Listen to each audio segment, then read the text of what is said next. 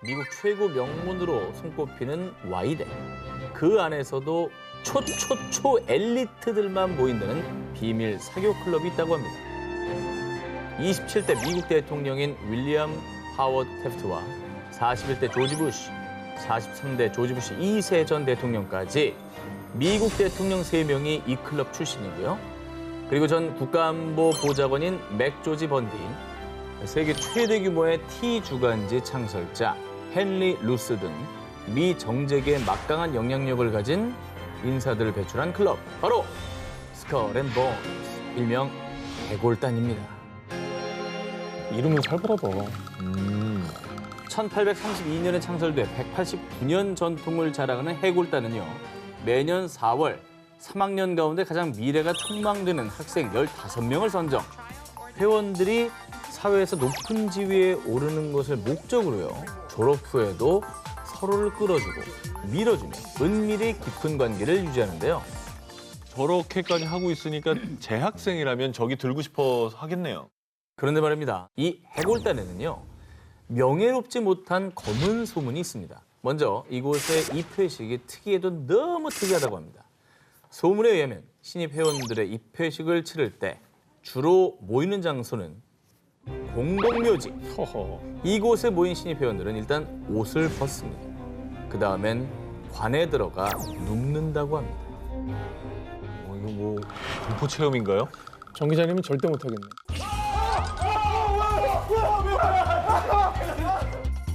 저는 껴주지도 않겠지만 갈 생각이 없습니다. 자, 그리고 비밀 교류의 차원에서 각자의 성 경험을 고백하는 시간을 갖고요. 마지막 의식으로 해골에 키스를 한다고 합니다. 이거 되게 괴이한 행동인데? 그래서 해골단인가? 해골에 키스를 시키니까. 그런데 이 클럽의 심볼이 해골이 된 이유는 따로 있다고 합니다. 19세기 중후반 애리조나주 일대에서 백인에 맞서 격렬한 전투를 지휘한 전설적인 인디언 지도자 제로니모. 바로 이 제로니모의 유골을 해골단 소속이었던 미 장교들이 훔쳐서 해골단의 심볼로 삼았다는 겁니다. 무시무시한 소문이 무성한 가운데 2006년 미국 유명 저널의 충격 보도. 실제로 해골단 회원들이 제로니모의 유골을 훔쳐 그들의 클럽하우스에 보관하고 있다는 내용이 적힌 편지가 발견됐다고 밝힌 건데요. 아무리 전쟁이라도 그죠? 이거는 그럼. 안 되는 거 아닙니까? 전쟁에서 이긴 건 이긴 거고 죽은 상대를 모욕할 권리가 있는 건 아니죠. 그렇죠. 근데 이 정도 나왔으면 이거는 경찰 수사 뭐 이런 거 있어야 되는 거 아니에요? 하지만 당시 인디언들은 전통 신앙을 이유로 제로니모 무덤에 대한 과학적 조사를 반대했고요. 해골단 관계자들도 침묵으로 일관했습니다. 이후 2009년 제로니모의 증손자인 할린 제로니모가 Y대를 상대로 소송을 제기했지만요. 미 법무부가 이 소송을 기각해달라는 내용의 서류를 법원에 제출. 결국 진실 규명이 제대로 이루어지지 않은 채 다시 미궁 속에 묻히고 말았습니다. 흑인, 인도, 아시아 여자들이 거부하든 말든 마음껏 클럽 회관 지하실에 데려가서 즐기라고. 거부하든 말든 마음껏 즐기라는 얘기가 이게 뭐지? 이건 뭐예요? 그리고 특히 여자가 나왔다는 게 약간 좀 기분이 나쁜데요? 자, 여러분, 심지어 이거 수위 조절한 겁니다. 메일은요, 흑인을 비하하는 비속어, 인도 여성을요, 칼의 괴물이라고 표현하는 등 인종차별과 여성 비하도 모자란 성폭행을 조장하는 충격적인 내용이 담겨 있었습니다. 시대가 어느 때인데 인종차별적 언어를 쓰는 것도 모자라서 아니 범죄 행위까지 주장하는 건 이건 사교 클럽이 아니라 범죄인 집단 아닙니까? 이게 도대체 어떤 클럽이 이런 메일을 보낸 겁니까? 이 메일은요, 놀랍게도 미국 명문주립대 M대학의 한 클럽 회원 일부가 학생들에게 보낸 메일입니다. 자, 이들이 소속된 클럽의 정체. 150여 년 전 창설된 이후 현재 미국과 캐나다 등 약 300여 개 대학에 지부를 둔 미국 명문대 사교 클럽 카파 시그마. 명문대 사교 클럽이라고 말하는 게 흔히 이제 프리터니티를 말하는 건데, 근데 그 모임들이 저렇게까지 엇나가는 행동하는 건 저는 본 적이 없어요. 본인 회원이었나요? 놀러 간 적은 있는데. 진짜? 진짜? 네, 이제 사촌 형이 저기에 있었어요. 카파 시그마에? 아니, 그 다른 모임. 근데 이거는 내가 아는 상식이랑은 완전히 벗어나는 내용이에요. 자, 당시 사건이 알려지자 사람들은요, 뭐? 또 카파 시그마라고? 아직도 정신을 못 차렸네. 이 정도면 클럽 자체를 폐쇄해야 되는 거 아니야? 라며 카파 시그마를 향해 비난을 퍼부었습니다. 그 이유. 앞서 2013년 또 다른 미국 명문 사립대 D대학교 내 카파 시그마 지부의 일부 백인 회원들도 사람들을 분노하게 한 만행을 저지른 적이 있습니다. 그들은 아시아 프라임이라는 주제로 파티를 기획, 회원들에게 초대장을 보냈습니다. 그런데 초대장에 헬로우가 아니라 hello, thank you가 아니라 thank you라고 적는 등 아시아인들이 주로 틀리는 발음을 비꼬며 비하했습니다. 이게 명문대학교 사교 클럽이면 또 자기들끼리 잘해주고 땡겨주고 그럴 거 아니야. 저 사람들이 또 저 사회 지도층이 될 거란 그 말이에요. 높은 자리에 올라간다면 머릿속으로 그런 생각하고 있는 사람들이 지도자다? 이건 우리한테는 너무 끔찍한 거죠. 암울한 거죠. 카파 시그마의 백인 회원들은 아시아인들을 비하한다는 비난에도 눈 가리고 아웅식으로 주제만 국제관계라고 슬쩍 바꿔 파티를 강행했습니다. 문제가 된 회원을 제명하거나 일시적으로 지부 활동을 제한할 뿐 제대로 된 대책이나 방지책은 내놓지 않고 있습니다. 야, 저들 사이에서는 저게 잘못한 게 아니군요. 저렇게 행동하는 걸 보면. 카파 시그마의 회원 강령엔 이런 구절이 있습니다. 윤리적 행동과 의사 결정을 장려한다. 이 데이비드 캐머런 전 총리와 보리스 존슨 현 총리까지 영국 총리 2명과 영국, 덴마크, 태국의 역대 국왕 4명을 배출한 명실상부 최고의 로열 클럽입니다. 야, 멤버들이 굉장히 화려한데요? 명문가 모임인가요? 그러게. 자, 이 클럽의 정체는 유럽 최고의 명문 오브 명문, 영국의 공립대 5대학교에서도 상위 1%로 구성된 최상류층 사교 클럽, 바로 벌링던 클럽입니다. 벌링던. 저 회원이라면 굉장히 자부심도 있고 막 그럴 것 같아요. 역사도 오래됐지. 명문대 상위 1% 클럽이기 때문에 자부심이 있을 것 같은데. 1894년 5월 벌링던의 회원들은 교내 교회 유리창 468개를 깨트리며 그 존재감을 드러냈고요. 또 2005년에는 무려 15세기에 만들어진 유서 깊은 이 펍의 유리창과 식기를 부수는 등 난동을 부리며 구설에 올랐는데요. 그 이후로도 공공시설, 또 문화유산 등을 훼손하는 일명 반달리즘을 벌이고 다니는 걸로 소문이 자자했던 거죠.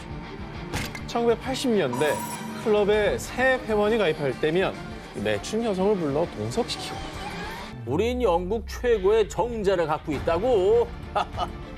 난 가난한 인간들이 죽도록 싫어. 자, 이런 사실을 인정하듯 존슨 총리는 지독하게 오만했고 우월의식에 찌들었던 부끄러운 순간들이라며 자신의 흑역사를 후회하기도 했습니다. 근데 저 정도면은 그 대학 내에서도 문제 아니었을까요? 그러게. 30대 남성 리 톰슨이 20대 캐나다 여성을 감금시키고 성노예로 부린 혐의로 체포된 겁니다. 어우, 얼굴 살벌하다. 그냥 범죄잖아요. 이거는 뭐 변명의 여지가 없잖아. 강금, 폭행, 뭐 네. 당연히 악질이네. 그러니까 이거 뭐 클럽이고 뭐고 하네. 바로 체포해야지. 그런데 말입니다. 봐봐요. 난 잘못한 게 없다니까. 얼마 지나지 않아 풀려난 톰슨. 아니 근데 범죄질이 너무 높기 때문에 이게 사교 모임이랑 뭔 관계가 있는 거야? 이 사건의 시작, 한 캐나다 여성은 웹서핑을 하던 중 사교 클럽 카오시언의 존재를 알게 되는데요. 미국의 대학 교수 존 노먼이 쓴 소설 고르 연대기를 신봉하며 소설 속 주인공의 삶을 지향하는 사교 클럽 카오시언에 흥미를 느낀 그녀는 달링턴에 위치한 사교 클럽 근거지로 향했습니다. 그런데 청소를 이따위로 하면 어떡해? 넌 우리 노예야. 명심해. 카오시언 클럽의 마스터였던 리 톰슨은 그녀에게 청소, 빨래, 요리 등의 노동뿐만이 아니라 심지어 성관계까지 강요하는 등 그녀를 성노예로 부리기 시작한 겁니다. 이게 사교 클럽이 아니잖아요. 이 정도면은 노동 착취, 성학대 이게 사교 모임이라 볼 수 있습니까? 범죄 클럽인데 그냥. 그죠? 네. 사실 카오시언 클럽이 지향하는 소설 고르 연대기의 세계관은요. 여성 노예 제도가 존재하는 고르라는 시대가 기본 배경이 되는데요. 따라서 여성들의 모든 노동은 자발적이고 안전한 것이라는 정말 말도 안 되는 주장을 펼치고 있었던 거죠. 이후 무언가 잘못됐다는 사실을 깨달은 여성. 저는 집으로 돌아가야겠어요. 그녀가 집으로 돌아가려 하자 카오시언 회원들은 그녀의 여권과 비행기 티켓을 불태워버렸고요.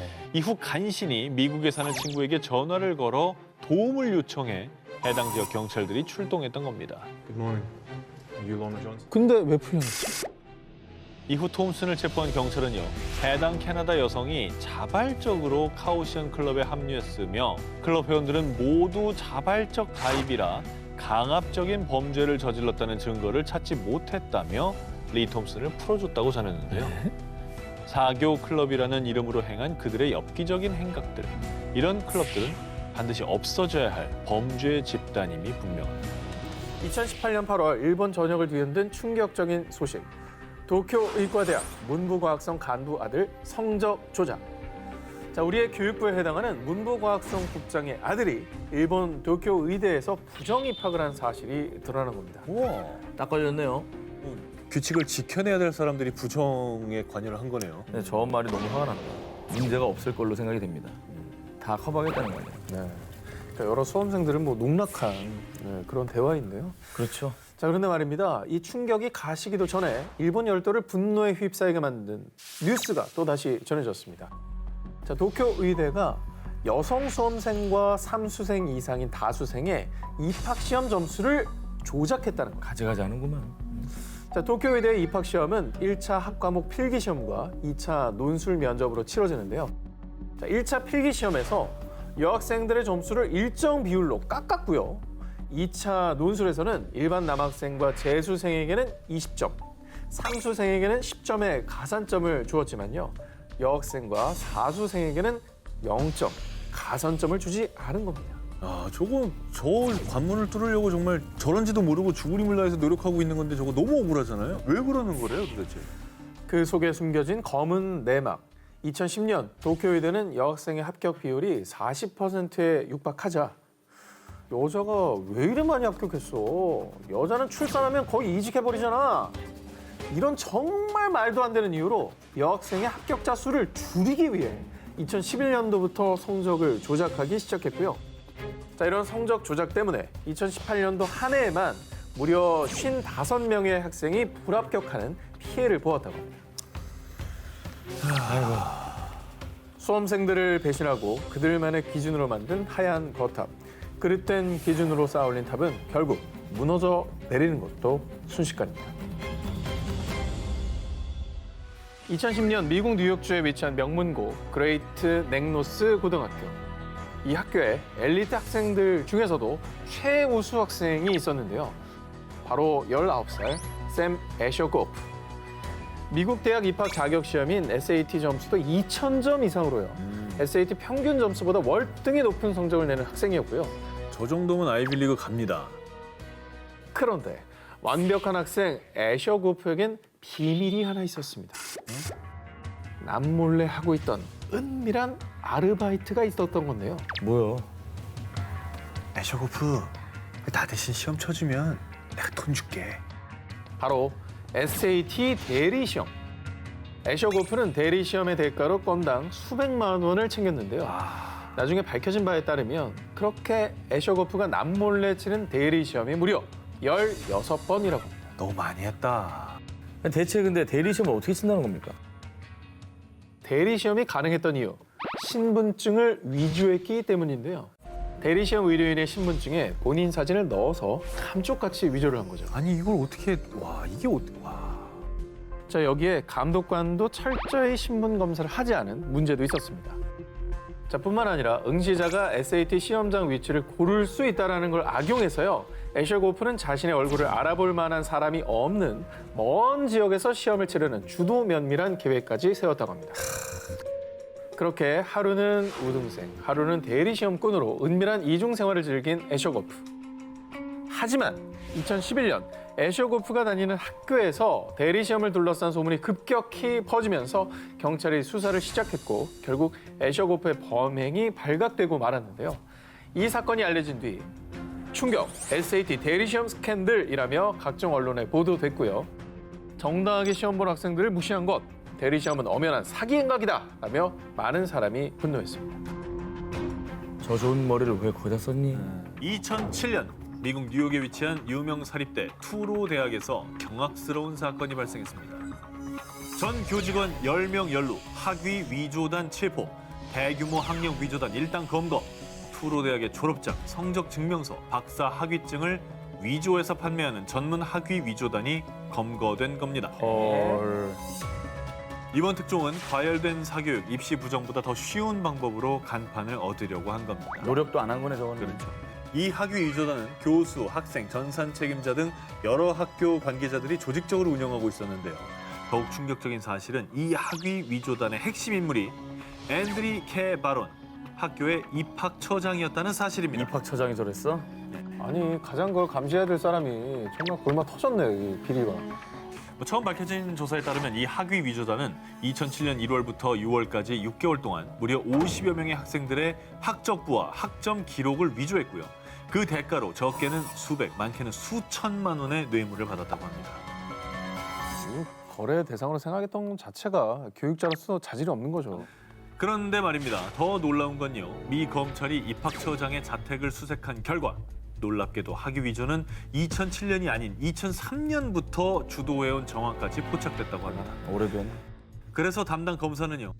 이 사건에 수백, 수천 개 정도의 학점 학위가 위조됐을 것입니다. 라고 전했습니다. 숨겨진 위조 행적들이 더 있을 거라는 거죠. 그리고 투로 대학의 학위 위조 사건이 사회적으로 큰 문제, 아니 위험한 이유. 수업을 듣지 않은 학생들에게도 전문 자격 학위를 위조해 줬는데 그중에 한국의 레지던트 격인 보조 의사에게까지 학위를 위조해 줬다고 합니다. 그러지 말자. 돈만 내면 주는구나. 아니 이거는 본인의 결정으로 사람의 목숨을 왔다 갔다 하는 그런 역할이잖아요. 그렇습니다. 그거 말이 안 되는 것 같은데. 의료에 의자가 들어가는 사람에게 이렇게 허위로 사기를 치면 안 되죠, 이거는. 사람의 목숨을 좌지우지하는 그러니까. 사람인데. 이 사람한테 치료받은 사람들은 얼마나 무서웠겠어요. 그럼요. 살 떨려. 보통 심각한 문제가 아닌 거죠. 결국 투로 대학의 학위 위조단은 문서 위조, 뇌물 수수 등의 혐의로 기소, 법의 심판을 받게 됐는데요. 자기 입속만을 채우려던 어긋난 욕심, 부디 꼭 반성하고 다시는 같은 잘못 반복하지 않길 바랍니다.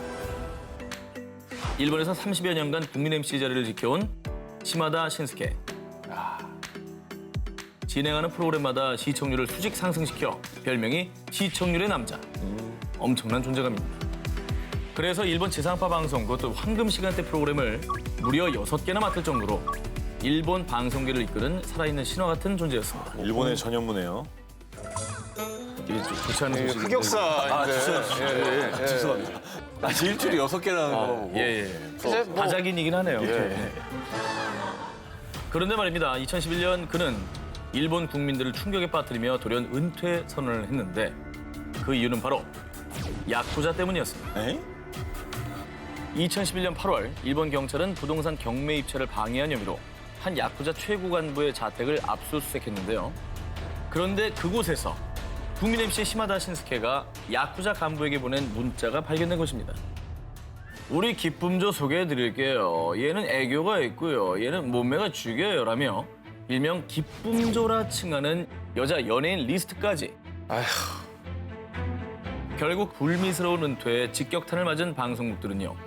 특집 방송으로 대체하는 등 긴급 조치를 하다가 하나 둘씩 막을 내렸다고 합니다. 무엇보다 상처받은 건 이제 그 프로그램을 보면서 즐거웠고 기뻐했던 그 시청자 팬들이겠죠. 얼마 전 미국 명문대 초대형 입시 비리, 사상 최악의 입시 비리 파문에 대한 뉴스가 보도되며 미국의 대학 사회가 발칵 뒤집혔습니다. 대학 입시 브로커인 윌리엄 릭싱어가 8년 동안 2,500만 달러, 무려 약 283억 원에 달하는 뒷돈을 받고 미국 부유층 자녀들을 스탠퍼드, 예일대 등 아이비리그에 부정 입학시킨 행각이 드러난 겁니다. 그야말로 뭐 미국판 스카이캐슬의 주인공이 등장한 거네요. 맞습니다. 그런데 이 사건은 미국 연예계에도 큰 파장을 일으키고 맙니다. 그 이유는 검찰이 기소한 학부모 중에 유명 스타들도 있었기 때문입니다. 자신의 두 딸을 체육특기생으로 입학시키기 위해서 사립대 조정팀 명단에 넣어주는 대가로요. 찬조금을 가장해 50만 달러, 약 5억 7천만 원을 뇌물로 건넸습니다. 또 배우 허프만은 딸이 치른 미국판 수능 SAT 답을 제3자가 고쳐주는 대가로 역시나 입시 브로커인 싱어의 자선재단에 15,000달러, 약 1,700만 원을 건넨 것이 밝혀졌습니다. 저거는 심각한 범죄 아닌가요? 그렇죠. 수능 답안지를 고쳐주는 거는? 또 이 과정에서 자선재단에 돈을 기부했다는 명목으로 세금 환급까지 받았다고 합니다. 그래서 이들의 죄목에는 탈세 혐의까지 추가가 됩니다. 참 창조적으로 해먹었네. 진짜. 도대체 무슨 멘탈인지 모르겠어요. 아카데미 시상식인 줄 알았어요. 네. 한편 입시 자녀를 둔 학부모 제니퍼 케이 토이는 그들의 비열한 행동 때문에 내 아들이 가고 싶었던 학교에 입학하지 못했다면서 배우 러프링과 허프만을 상대로 소송을 제기했다고 합니다. 그렇게 해서 대학을 들어가게 되면 누군가 입학했어야 될 자리를 뺏고 들어가는 거니까. 남의 인생이 걸린 문제죠. 남의 인생을 망치는 걸 수도 있어요. 지난 2018년 9월 오전 7시 일본 도쿄 히가시나카노의 한 횡단보도 앞 신호등이 파란불로 변하고 출근길의 사람들이 횡단보도를 건너기 시작합니다. 그런데 바로 이때 갑자기 신호를 위반한 흰색 차량이 횡단보도 위 사람들을 향해 돌진합니다. 어머! 그냥 간 거야? 뺑소니야? 완전 뺑소니죠. 뺑소니고 지금 신호도 완전 위반이에요. 빨간불인데. 뭐야? 그런데 15분 뒤 직접 경찰서를 찾아가 자수를 한 운전자는 이미 만취 상태. 대체 이런 만행을 저지른 사람이 누구냐? 이 운전자 이름은 요시자와 히토미. 일본 국민 아이돌이었던 그룹 모닝구 무스메 출신의 방송인이었습니다. 모닝구 무스메는 예, 정말 유명했잖아요. 일본 연예계를 잘 모르는 사람들도 이름은 들어봤을 법한. 예. 이후 음주 사고 뺑소니 혐의로 즉시 체포돼 하라주쿠 경찰서에 구류돼 있던 요시자와는 300만 엔, 약 3천만 원의 보석금을 내고 석방됐는데요. 그녀의 모습은 수많은 취재진에 의해 일본 전역으로 생중계됐습니다.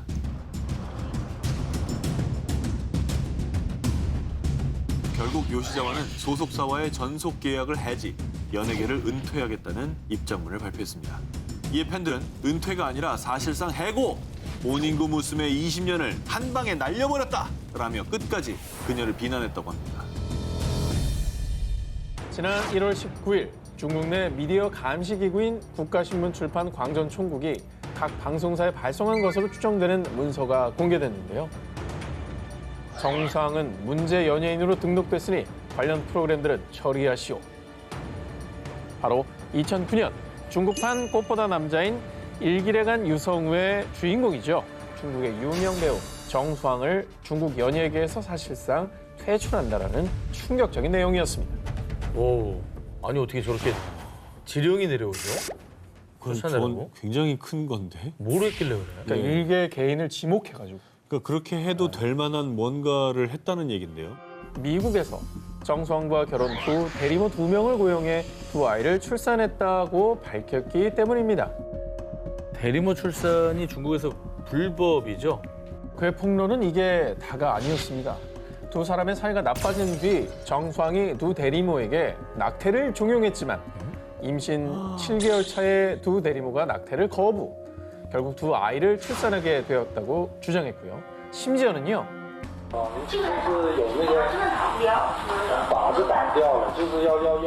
자, 저 멘트가 너무 충격적이죠. 말도 안 돼요. 자기애 아닌가, 자기애? 자신이 이 사실을 폭로한 이유는 아이들의 엄마인 정수왕이 2아이의 입국 동의를 해주지 않아 아이들과 중국으로 돌아올 수 없기 때문이라고 밝혔습니다. 와. 자, 이후에 비난이 거세지자 정수왕은요. 장홍이 바람을 피웠기 때문에 헤어진 거예요. 그러나 저는 국가의 지시에 어긋난 일을 한 적이 없습니다. 건강상의 이유로 대리모 출산을 했고 외국의 모든 법규를 준수했다고 강조했는데요. 이후 중국 중앙정치법률위원회는 공식 SNS를 통해 생명의 출산을 상품처럼 거래한 건 인륜과 도덕을 파괴한 것이라고 지적하면서 정수왕은 사실상 연예계 퇴출 수순을 밟게 된 거였죠. 자, 유명 가문의 충격적이고 비밀스러운 이야기를 공개하겠습니다. 바로 글로벌 명품 브랜드 G사 창립 가문이 그 주인공입니다. 1921년 이탈리아 피렌체에서 가죽 잡화점으로 문을 연 G사는요. 창립주의 아들에 의해 글로벌 토탈 패션 브랜드로 성장, 현재는 100년 전통을 자랑하는 명품 브랜드로 전 세계적인 인기를 누리고 있습니다. 자, 그런데 말입니다. 이 G사 창립주의 증손녀인 알렉산드라 자리니가 2020년 9월 법원에 소송을 제기했습니다. 그 이유는 너무나 충격적이었습니다. 그녀의 주장에 따르면 6살 때부터 22살이 되기까지 계부인 도지프 루팔로부터 학대를 당해왔다고 합니다. 이 사실을 누구한테도 얘기하면 안 돼. 절대 비밀이야. 계부의 학대를 외부에 알리지 못하도록 자린이를 협박한 게 바로 그녀의 외할머니. 계부한테 어떤 벌을 내리든가 얘를 뭐 죽이든가 살리든가 집안에서 내쫓든가 뭐가 있어야지. 무슨 소리예요? 지금 가족들이 다 허락해주고 막 이러는데. 그러니까 그게 난 진짜 이해가 안 된다는 어린 거지. 마음에 얼마나 상처됐겠어. 자기를 보호해줄 사람이 아무도 없다는 거예요. 자, 그런데 자린이가 밝힌 어머니와 외할머니의 잔혹한 만행은 여기서 끝이 아니었습니다. 성인이 된 자린이가 과거 계부의 학대에 대한 소송 계획을 밝히자 어머니 패트리샤는요. 네가 소송에서 이겨 돈을 받아도 상속 재산보다는 적을 거야. 소송을 제기하면 가문의 상속 자격을 박탈하겠다며 협박까지 했다고 합니다. 도움을 주고 보호해주고 딸을 케어해야 될 사람이 저런 얘기를 하다니죠. 저 아이가 뭐 돈 100원 더 받는 게 중요하겠어요. 그러니까. 결국 자린이가 소송을 제기하고 사건이 알려지자 그제야 자린이의 어머니인 패트리샤는요. 딸의 피해 사실을 알게 되니 루팔로와 이혼 절차를 밟았다고요. 라며 변명했고요. 계부였던 루팔로가 혐의를 부인하는 상황에서 현재 소송이 진행 중이라고 합니다. 딸의 상처를 외면하고 은폐했던 가문의 추악한 비밀. 하지만 그 비밀이 낱낱이 까발려지며 오히려 가문의 명성에 더 큰 먹칠을 냈고요. 그리고 아이러니하게도 그들이 그토록 지키고자 했던 가문의 영광, 경영권은 이미 다른 이들에게 넘어간 상황이었죠. 아, 저 사진 유명하죠. 니콜 키드만도 이제 남편이 같은 사람이었잖아요. 네. 같은 사람이죠. 지금까지도 회자되는 일명 이혼 자극짤, 결혼 해방짤의 주인공, 바로 니콜 키드만입니다. 1990년 영화 폭풍의 질주로 호흡을 맞추다 눈까지 맞아버린 톰 크루즈와 니콜 키드만은요. 그해 곧바로 결혼에 골인했지만 2001년 두 사람은 결혼 11년 만에 파경을 맞게 되는데요. 그런데 이혼 후 니콜 키드만의 행보는 세상 푸람 그 자체. 이혼 후 한 토크쇼에 출연한 니콜 키드만은요. 이제 저도 하이힐을 신을 수 있게 됐어요. 자유를 즐기는 듯 이런 쏙 쿨한 소감을 전했습니다. 그동안은 이제 못 신었는 모양인데 네네, 아무래도 이제 키 차이가 있으니까. 차이가 있어서. 언론 보도에 따르면 2012년 6월 전 남편 톰 크루즈와 케이티 홈즈의 이혼 소식을 듣게 된 전처 니콜 키드만은요. 홈즈, 당신의 인생은 더 행복해질 거예요. 절대 후회 없을 테니 걱정 말아요. 할리우드라는 것을 증명이라도 하듯 자신의 경험을 바탕으로 케이티 홈즈에게 조언과 격려를 아끼지 않았다고 합니다. 야, 이거는 정말 문화가 강철 멘탈이에요. 근데 할리우드는 진짜 이런 일이 많은 것 같아요. 뭐 우리도 소개했었지만 그 배우 기네스 펠트로는 전 남편인 가수 크리스 마틴의 생일에 SNS에 생일 축하 메시지를 올리기도 했잖아요. 그렇죠. 그리고 사실 또 심지어 이제 데미 무어 얘기를 안 해요. 이거 우리가 전했었잖아요. 3인방, 3인방. 네. 애쉬턴 버처가 결혼 생활 당시 저렇게 연애하는 장면인데 저기 옆에 낚시를 유유히 즐기고 계신 분이 전 남편이십니다. 이상 풀레 진동. 쉽게 이해할 수 없는 할리우드. 그들이 사는 세상 속 사랑과 이별이었습니다. 미국 전 대통령이기 이전에 부동산 카지노 재벌이었던 도널드 트럼프. 그는 2004년 출간한 부와 성공을 이뤄내는 법을 담은 책 트럼프의 부자 되는 법에서 자신이 세계적인 부자가 된 이유로 바로 이 계약서를 꼽았습니다. 그건가 보다. 오늘 계속 얘기 나왔잖아. 그건가 보다. 먼저 1991년 트럼프는 첫 번째 아내 이바나와 13년간의 결혼 생활에 종지부를 찍게 되는데요. 당시 이바나는 불륜을 저지른 트럼프에게 귀책 사유가 있다며 위자료로 2,500만 달러, 한화로 약 280억 원을 요구. 그런데 말입니다. 두 사람이 혼인신고서에 사인하기 전에 먼저 사인한 게 있었으니 바로 혼전계약서. 이 혼전계약서 하나 잘 써둔 덕분에 트럼프는 이혼 당시 이바나가 요구한 2,500만 달러보다 훨씬 적은 약 155억 원을 지급한 것으로 전해졌습니다. 많이 세이브했네. 그런데 트럼프가 혼전계약서 덕을 본 게 이게 다가 아니었습니다. 1999년 트럼프는 두 번째 아내 말라 메이플스와 이혼하게 되는데요. 당시 트럼프가 메이플스에게 지급한 위자료는 단돈 200만 달러, 약 22억 원 상당으로 알려졌고요. 두 번째 쓴 혼전계약서인 만큼 노하우가 생겼던 걸까요? 트럼프에 대한 책을 출간하거나 그에게 불리한 인터뷰는 하지 않겠다는 항목까지 추가! 트럼프가 숱한 스캔들에 휘말렸을 때도 그녀는 혼전계약서에 따라 그 어떤 관련 인터뷰도 하지 않고 약속을 지켰다고 합니다. 근데 저분은 거의 거론된 적이 없어요, 뉴스에. 진짜 다양한 폭로가 있었지만 아직 입을 닫으라고 써놨나 보다. 진짜 계약서를 잘 써놨나 봐. 야, 근데 이제 트럼프랑 결혼을 하는 분들은 그 계약서 쓰자고는 좀 이렇게 좀 항목을 좀 봐야겠네. 일단 왜 이렇게 자꾸 쓰자고 그러지? 거의 책 한 권일 것 같아요, 이제. 그리고 두 번의 이혼 후 일명 혼전 계약서 전도사로 거듭난 트럼프는요. 여러분 아무리 사랑해도 혼전 계약서를 쓰시길 바랍니다. 파이어!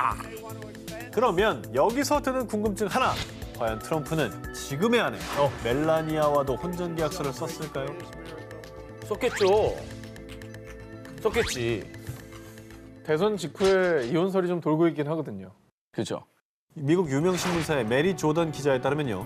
트럼프와 멜라니아 역시 재산 분할 관련 내용을 담은 혼전 계약서를 작성했다고 하는데요. 이제 그 내용이 좀 궁금한 거예요. 그렇지. 구체적인 내용은 공개된 바가 없습니다. 그런데 이 조던의 저서에 따르면 2017년 1월 멜라니아 여사가 백악관 입성을 반년 가까이 미룬 이유가 재산 분할과 관련된 재협상을 위한 것이었고 트럼프의 성추문 스캔들이 터졌을 때 멜라니아는 그 상황을 혼전 계약서 수정에 적극 활용. 자신의 친아들 베런이 다른 자녀들과 동등한 유산 상속 권리를 가질 수 있도록 합의를 얻어냈다고 전했습니다. 이건 쟁취했네. 그렇죠. 이게 사실 결혼이라는 건 우리가 영원히 살자는 약속인데 여기에 뭔가 이상한 장치를 건다는 게 문화적 차이가 좀 심한 거예요. 아이러니하게도 사람 못 믿으니까 저거 쓰는 거잖아요. 사실. 그렇긴 해도. 이 부부의 자유연애관에 대한 얘기는 지난 2008년 윌 스미스가 했던 한 매체와의 인터뷰에서 시작됐습니다. 자신은 아내를 사랑하지만 그녀가 만약에 다른 남자가 필요하다면 나는 이해할 수 있다라는 식의 발언을 한 것에서 소문이 비롯됐습니다. 역시나 듣는 사람의 귀를 의심케 만드는 윌 스미스의 인터뷰가 공개되자 여러 인터넷 신문에서는 스미스 부부가 오랫동안 결혼 생활을 유지하는 비밀이 바로 자유연애였다라는 기사가 쏟아지게 됐죠. 아내인 제이다 핑켓 스미스가 정식 해명을 한 내용에 따르면요. 우리는 서로를 믿기 때문에 원하는 대로 할 수 있어요. 하지만 그것이 우리가 자유연애를 하고 있다는 것을 의미하진 않는다고요. 라고 루머는 루머일 뿐이라는 입장을 밝혔다고 합니다. 그런데 말이죠. 자유연애를 넘어서 실제로 진짜 자유연애를 했던 부부를 소개해드리겠습니다. 바로 할리우드 대표 섹시스타 메간 폭스와 브라이언 오스틴 그린 커플입니다. 참고로 브라이언 오스틴 그린은 추억의 미드죠. 비벌리 힐스 아이들에서 데이빗 실버 역을 맡았던 그 배우입니다. 어디서 만나 했더니 많이 컸죠. 네. 이 부부의 넘사벽 풀 역사의 시작은 결혼 전 서로의 결혼에 확신을 갖기 위해 합의하에 약 6개월간 자유로운 연애를 허용했다고 합니다. 그런데 더 재밌는 건 이 자유연애는 메간 폭스에게만 허용되는 것이었다고 합니다. 뭐죠? 그러니까 남자가 메간 폭스에게만은 풀어준 거잖아요. 난 안 하지만 너는 괜찮아. 내 옆에만 있어줘. 이죠. 그리고 그렇게 6개월간의 자유연애 기간 끝에 메간 폭스와 브라이언 오스틴 그린 커플은 2010년 결혼에 골이 났습니다. 잠시 살짝 이혼의 위기가 있었지만 극복하고 지금은 세 자녀와 함께 행복한 결혼 생활을 이어가고 있다고 합니다. 할리우드의 영원한 대표 커플일 것만 같았던 브란젤리나 커플. 그런데 지난해 9월 안젤리나 졸리가 법원에 남편 브래드 피트와의 이혼 서류를 접수하면서 전 세계를 떠들썩하게 만들었었죠. 충격이었죠. 그런데 이 브란젤리나 커플에 대한 뉴스가 빵빵 터질 때마다 제니퍼 애니스턴 씨, 브란젤리나 커플의 이혼에 대해서 어떻게 생각하십니까? 혹시 어제 축배를 들진 않았나요? 늘 언제나 브래드 피트의 엑스와이프 제니퍼 애니스톤이 강제 소환이 됐죠. 피트와 이혼한 지 무려 12년이 지나고 연하 남편과 재혼해 잘 먹고 잘 사는 지금도 애니스톤이 소환되는 이유는 지난 2005년 피트와 애니스톤의 이혼 사유가 졸리와의 외도 때문이라는 소문 때문이었습니다. 그런데 애니스톤, 피트, 졸리 이 요상한 삼각관계에는 정말 넘사벽, 세상 쿨한 기류가 흐르고 있었습니다. 피트와 졸리 문제에 늘 인터뷰를 받아도 관심 없음, 노관심이고요. 그런데 애니스톤을 넘어 피트도 남의 이목 전혀 상관없이요. 졸리와의 이혼 소장이 접수되기 몇 달 전 애니스톤이 모친상을 당하자 전화를 걸어 위로를 하고 이혼한 뒤에 자신의 아들과 관련된 문제를 애니스톤에게 상담했다는 보도까지 연이어 터졌습니다. 그런데 졸리도 이 둘 못지않은 쿨면모를 보여요. 미국의 연애 전문지 레이피온라인.com이 올해 3월에 보도한 내용에 따르면 피트와의 이혼 소송에 다른 사람도 아닌 피트의 전 부인인 애니스턴을 증인으로 부르는 야심찬 계획을 세웠다고 합니다. 참고로 그 이유는 졸리의 이혼 소송이 피트의 알코올 중독 때문이어서 이를 전 부인인 애니스턴이 증언해 줄 수 있다는 판단 때문이었다고 합니다. 참고로 다른 매체에서는 사실과 다르다라고 반박 기사를 냈지만요. 진실은 그들만이 알겠지만 정말 무엇이 됐든 쿨한 삼각관계인 것은 인정해야 될 것 같습니다. 자, 먼저 쿨한 비즈니스를 펼치는 전 부부 팝의 여왕 마돈나와 숀 펜입니다. 자, 마돈나는 두 번째 앨범 Like a Virgin의 수록곡인 Material Girl의 뮤직비디오를 촬영하는 동안 만난 영화배우 숀 펜과 연인 관계로 발전했고요. 1985년 수많은 팬들의 축하 속에서 결혼식을 올렸지만 4년 만인 1989년 결혼 생활에 종지부를 찍고 말았습니다. 그 뒤 말 그대로 남남이 된 지 언 30년이 되었지만은요. 이들은 정말 돈독하다 못해 훈훈한 비즈니스 관계를 이어가고 있는데요. 자, 지난 2013년 숀 펜이 자신이 운영하는 IT 봉사 프로젝트에 전 부인 마돈나를 초대해 함께 IT를 방문해 봉사활동을 펼치기도 했고요. 또 지난 2016년도에도 미국 LA의 한 호텔에서 열린 IT 자선경매 행사에 둘이 우붓하게 함께 참석해 다정한 모습으로 포토월에 함께 서기도 해서 화제가 되기도 했는데요. 멋지네요. 자, 이렇게 훈훈한 전부인 전 남편이 있다면요, 진짜 제대로 사업 파트너가 된 이들도 있습니다. 자, 바로 할리우드의 매력녀 또 나오셨습니다. 네네. 제니퍼 로페즈와 아이고. 다작이네요. 나오실 예정이에요. 다작이에요. 예, 라틴 팝 가수 마크 앤서니입니다. 자, 이둘은 지난 2011년 결혼생활 7년 만에 종지부를 찍으면서 서로 각자의 길을 따로 또 같이 가기로 했는데요. 지난 2017년 4월 제니퍼 로페즈의 도미니카 공화국 첫 콘서트에 전 남편 마크 앤소니가 온리 동료로서 출연해줬고요. 과거 함께 불렀던 노래인 노메 아메스 무대를 듀엣으로 함께 꾸몄다고 합니다. 팬들이 얼마나 놀랄까요? 둘이 재결합을 한 거 아니야? 이렇게 생각했어요, 그죠? 네, 그런 기사들이 조금 떠돌았는데요. 그런데 더 재밌는 건 앞서 제니퍼 로페즈 현재 연인으로 소개를 해드렸던 알렉스 로드리게즈도 관객으로 참석을 해가지고 무대 아래에서 둘이 함께 사랑 노래를 부르는 듀엣송을 부르는 모습까지 이렇게 훈훈하게 지켜봤다는 겁니다. 다작인들끼리 또 모였네요. 네. 오늘 뭐 여러 번 나오신 예, 예, 예. 분들이에요. 전 남편과의 6년간의 결혼 생활을 끝내고 시골에서 새 아이를 키우며 조용히 살고 있던 욜란다 반덴 헤리. 그런데 어느 날 그녀에게 전화 한 통이 걸려옵니다. 헤이, 요란다? 언제까지 혼자 지낼 거야? 내가 핫가이 한 명 소개해 줄 테니까 뭐랄까 만나보도록 해. 자, 욜란다에게 지금처럼 소개팅 제안을 한 남자는요, 다름 아닌 전 남편인 모하메드 하디드였습니다. 헐. 자, 그리고 이 부부들은 잘 모르셔도 아마 이분들의 자녀는 요즘에 정말 핫하기 때문에 한 번쯤 들어본 적 있으실 겁니다. 세계적인 탑 모델 지지 하디드. 지지 하디드의 부모님이신데요. 이혼 뒤 남편 모하메드 하디드의 집에 절친 데이비드 포스터가 놀러 왔는데요. 자, 그런 데이비드 포스터가 친구의 집에서 심장 어택, 아리따운 여성의 사진을 보게 된 겁니다. 세상에 이렇게 아름다운 여자가 있다니. 아, 모하메드, 이 여자 나에게 소개해 줄 수 있어? 그녀는 뭐랄까 나의 전처라고. 지금 당장 소개해 줄 테니 뭐랄까 기다려봐. 아, 진짜 이해 안 된다. 그렇게 전 남편의 주선으로 데이비드 포스터와 만난 욜란다. 이 둘은요, 조심스럽게 서로 알아가며 데이트를 즐기기 시작했고요. 그들은 만난 지 얼마 후 결혼식을 올렸습니다. 이후 2015년 이혼을 했지만 현재 둘은 또 쿨하게 각자의 길을 걷고 있다고 합니다. 마릴린 먼로, 오드리 헵번, 나탈리 우드. 이들과 함께 20세기 최고의 스타일 아이콘으로 한 시대를 주름잡았던 그녀. 바로 엘리자베스 테일러입니다. 1950년대의 미의 기준이라고 할 만큼 완벽하고 아름다운 외모를 자랑했던 그녀는요, 은막의 여왕, 세기의 미인, 여러 가지 수식어를 가지고 있지만 그중에서도 그녀를 이야기할 때 빼놓을 수 없는 것이 8번 결혼한 여자, 그리고 이혼의 여왕입니다. 1950년 18살 어린 나이로 호텔 상속자인 콜레드 힐튼 주니어와 첫 번째 결혼을 합니다. 그런데 8개월 만에 돌연 이혼. 그 후 20살의 나이에 한 재혼은 5년 만에 실패. 두 번째 이혼을 한 같은 해에 그녀는 세 번째 결혼식을 올렸지만 남편이 비행기 사고로 사망하면서 세 번째 결혼 역시 1년 만에 불행하게 끝납니다. 엘리자베스 테일러의 당시 나이는 고작 26살. 아이고 힘들었겠다. 그렇게 이혼 후에 힘든 시기를 보내고 있던 엘리자베스 테일러에게 다가와 따뜻한 위로를 전해주던 한 남자가 있었으니 바로 당대의 유명 팝 가수 에디 피셔였습니다. 그런데 그는 이때 유부남이었습니다. 결혼한 상태였고요.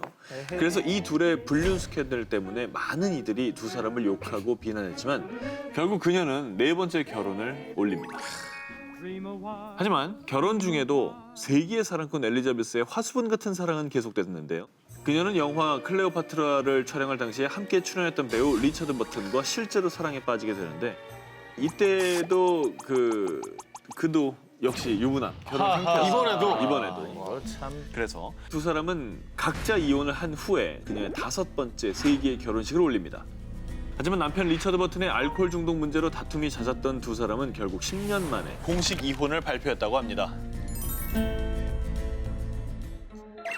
요, 우리 와이프는 말이야 날 엄청 사랑하고 뭐라든 나 오케이라고 해. 그녀는 나의 빅 팬이라고. Yeah, bam. 방청객들에게 침이 마르도록 아내 자랑을 하며 사랑꾼 기질 뿜뿜 하는 이 남자. 그의 이름은 케빈 페더라인. 2004년 미국 팝의 공주 브리트니 스피어스와 결혼하며 미국판 신데렐라가 된 남자입니다.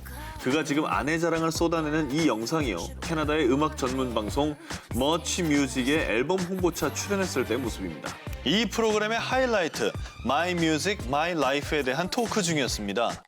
그런데 하이라이트는 엉뚱한 곳에서 터져버렸습니다. 케빈에게 날아온 한 통의 폭탄급 핸드폰 문자가 바로 그 하이라이트였던 것입니다. 그죠, 왜 저래? 안 좋은데요? 저 사정없이 흔들리는 그의 동공이 느껴지십니까? 케빈에게 도착한 발신자는 아내 브리트니 스피어스고요. 그 내용은 자기, 난 자기랑 더 못 살겠어. 우리 헤어져. 어머, 그 문자로 온 거예요? 몰카니까? 문자로 방송 중에 아 진짜야. 너무한다. 아무튼 뭐 조작도 연출도 없는 100% 실제 상황으로 미국 팝계 최고의 스타 커플 초유의 문자 이혼 사태. 이 영상은 진정한 반전 영상으로 당시 공개된 지 하루 만에 조회수 100만 건 이상을 넘겼고요. 저도 저 조회수에 이름 올렸습니다. 이혼이 뭐 그토록 흔한 헐리우드에서도 레전드 이혼 사건, 또 이혼계의 흑역사로 길이길이 박제가 됐다고 합니다. 모델 미란다 커, 바브라 팔빈, 킴 카다시안의 언니이자 방송인인 코트니 카다시안 등등 수많은 여자친구와의 역대급 스캔들로 아주 유명한 월드스타가 있습니다. Baby, baby, baby, oh, baby, baby, baby, oh. 바로 저스틴 비버입니다. 저스틴 비버 하면은 떠오르는 뗄래야 뗄 수가 없는 그녀. 미국의 하이틴 스타 셀레나 고메즈입니다. 현재 정확히는 두 사람이 연인 관계는 아닌데요. 그럼에도 불구하고 붙었다 떨어졌다, 붙었다 떨어졌다. 만남과 재결합을 너무나 반복을 해가지고 마치 포스트 B 이 종이 커플로 불리기 때문입니다. 아, 뗐다 붙였다 하기 쉬우니까. 그렇죠. 2011년 2월 다정한 모습으로 아카데미 시상식 애프터 파티에 나란히 참석을 하면서 열애설이 불거지기 시작을 합니다. 이후 공식적으로 연인 관계를 인정했는데요. 꽤 어울렸어요. 잘 어울렸어요. 그런데 2012년 11월 바쁜 스케줄 때문에 연인 관계를 유지하기 힘들었다라며 결별하게 됩니다. 그런데 이렇게 종지부를 찍은 줄로만 알았던 두 사람이 단 며칠 만에 뉴욕의 한 레스토랑과 거리에서 데이트를 즐기는 모습이 포착이 됐고요. 그 이후에도 화해를 했다, 헤어졌다를 반복하면서 기자들이 기사를 쓰기도 힘들 정도로 이번엔 붙었냐 떨어졌냐 이러면서 넘사벽 포스트 종이 커플다운 모습을 보여줬습니다. 그 뒤에도 과거 흑인 비하 발언으로 인종차별 논란이 일면서 힘든 시간을 보내던 저스틴 비버는 옛 연인 고메즈에게 연락을 했어요. 넌 나에게 단 하나의 사랑이야 라고 말했습니다. 결국 고메즈는 저스틴 비버의 구애를 다시 받아들여서 2014년 6월 두 사람은 재결합을 인정하게 됩니다. 그런데 4개월 뒤인 10월 또다시 이별하고 맙니다. 그런데 2016년에 또 셀레나 고메즈가 면역력이 떨어지는 난치성 질환인 루푸스라는 병에 걸린 적이 있는데요. 이때 저스틴 비버가 옆에서 그녀를 살뜰히 챙겼다고 합니다. 이번엔 두 사람의 결혼설까지 솔솔 풍기기 시작합니다. 역시나 포스트 종이 커플답게 떼어졌다고 합니다.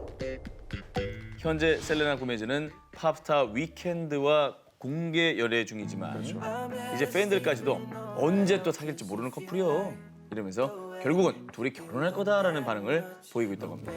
이번에 제가 준비한 슈퍼 패키지는요. 나의 명품 달팽이관을 위해서 슈퍼 클래식 패키지입니다. 자, 크레몬 클래식을 잘 알지 못한다 하는 분들도 들으면 딱 아는 그 이름. 모차르트, 슈베르트, 이런 세계적인 음악가들이 활동한 클래식의 도시가 바로 빈 아니겠습니까?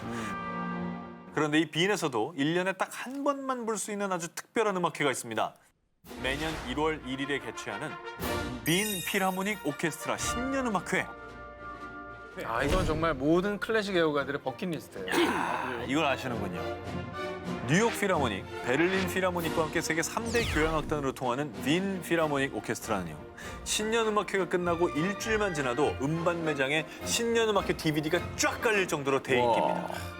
저도 몇 장 갖고 있는 것 같아요. 아, 그래요? 네, 어릴 때 제가 이거 공부할 때 사서 들었던 것 같습니다. 그리고 저 나라 국민들은 클래식을 우리나라 케이팝 듣듯이 들어요. 그렇죠, 그렇죠. 일상이죠, 클래식. 일상이죠, 일상. 그러나 가고 싶다고 다 갈 수 있는 공연이 아닙니다. 어허. 티켓팅 하자마자 순간 매진되는 이 공연은요. 티켓팅 성공이 진짜 하늘의 별따기입니다. 올해 티켓팅을 못했으니까 내년 공연은 좀 볼 수 있는 겁니까? 저희가 그래서 슈퍼 패키지를 준비했습니다. 운이 좋아야 된다면서요. 그렇게 들어보십시오. 최고의 빈 필하모닉 신년음악회를 1등석에서 편안히 감상할 수 있는 방법이 있습니다. 엄마. 국내 모 여행사예요. 올해 12월 29일 빈으로 출국하는 총 5일 일정의 패키지 상품을 내놨습니다. 참고로 항공료, 호텔 숙박비, 음악회 티켓이 포함된 가격은 무려 1,000만 원 중반대. 가시겠습니까? 예전에 클래식을 했던 사람으로서 정말 비싸긴 하지만 언젠가는 한번 가보고 싶다는 생각이 드네요. 물론 클래식에 이 정도 금액을 쓰는 게 부담스럽다 하실 분들 많을 겁니다. 그렇긴 하지만요. 이 세계적인 공연을 바로 코앞에서 감상할 수 있다면 그 감동과 여운은 수배, 아니 수천 배 이상이겠죠. 그리고 이 신년음악회가 열리는 곳은 빈 필하모닉 오케스트라의 상주 무대이기도 한 뮤직 베라인 공연장의 황금홀입니다. 현존하는 홀 중에 가장 완벽한 음향을 자랑하는 걸로 유명한데요. 신년음악회 때에는 특별히 이탈리아 꽃의 도시 산레모에서 꽃을 직접 공수해 와서 해마다 황금홀을 화려하게 장식을 하는데요. 그런데 한 해도 같은 꽃으로 장식한 적이 없을 정도로 정성을 쏟아붓는다고 합니다. 이 꽃이 귀족의 상징이거든요. 그럼 두 기자님들 이번 기회에 오스트리아 빈으로 귀호강 패키지 한번 떠나보시죠. 전 세계 미술계가 주목, 그 중심으로 떠오르고 있는 이곳. 그야말로 막강한 오일머니를 자랑하는 아랍에미레이트. 2017년 3월 국내 한 아트 브랜드에서 예술 애호가들을 위해 직접 설계한 아랍 아트 투어를 선보였는데요. 참고로 이 패키지는 국내 유일의 패키지로 이 정보는 어디에도 노출되지 않은 아주 시크릿한 정보였습니다. 하지만 그 정보를 제가 특별하게 취재해왔습니다. 진짜? 이 럭셔리 아트 패키지는요. 먼저 당신의 미적 지식을 확 업그레이드 줄 가이드가 있습니다. 자, 프랑스 최고 미술사 학교 베콜드 루브르에서 박물관학 석사를 마친 교수님이 가이드를 해주십니다. 이 한국인 교수님이 직접 모든 일정을 함께하면서 설명을 해주시는 거죠.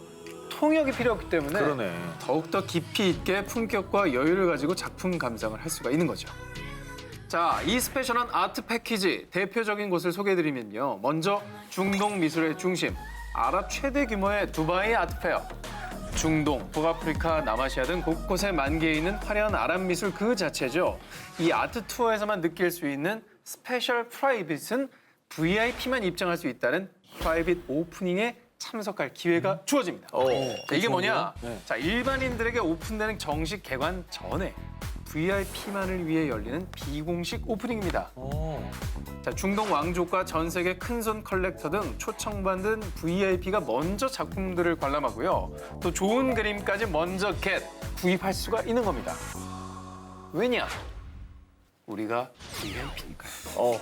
자, 그리고 오프닝 파티 며칠 전부터 각 갤러리에서 VIP 파티를 주최하는데요. 저분이 두바이 국왕의 아들 함런 왕자예요. 그래. 여기서 저 왕자를 볼 줄이야. 잘생겼다. 또 저분은 이 아트페어 스폰서인데 부동산계 큰 손. 그래. 직접 우리 만날 수 있어요. 정보 좀 캐봐봐. 자, 이렇게 아랍 왕족은 물론 전 세계 부를 좌지우지하는 큰 손들이 모두 내가 있는 이 공간에 그야말로 어마어마한 파티인 거죠. 여기서 그냥 네트워크가 또 형성이 되겠네요. 만나서 그죠? 얘기를 틀 수가 있는 거죠. 자, 관심이 확 쏠리실 텐데요. 자, 그럼 주목해 보십시오. 곧 11월에 럭셔리 패키지가 또 시작이 된다고 합니다. 아부다비 루브르 미술관 1주년을 기념해 아부다비 스페셜 투어가 진행이 될 예정인데요. 참고로 작년에 아부다비 정부에서 위대한 천재 예술가 레오나르도 다빈치가 그린 예수의 초상화 살바토르 문디를 약 5천억 원에 구매한 거 아시죠? 얘긴 그 들었었어요. 그림을 사다 걸었습니다. 네. 자, 세계에서 가장 비싸게 팔린 이 작품이 이 아트페어에 전시될 예정이라는 겁니다. 아이고야. 자, 그리고 이곳에서도 만나보는 특급 패키지 루브르 박물관에서 디너 앤 프라이빗 투어가 진행될 예정인데요. 박물관 영업이 끝나면 그때부터 초와 파티 타임이 시작됩니다.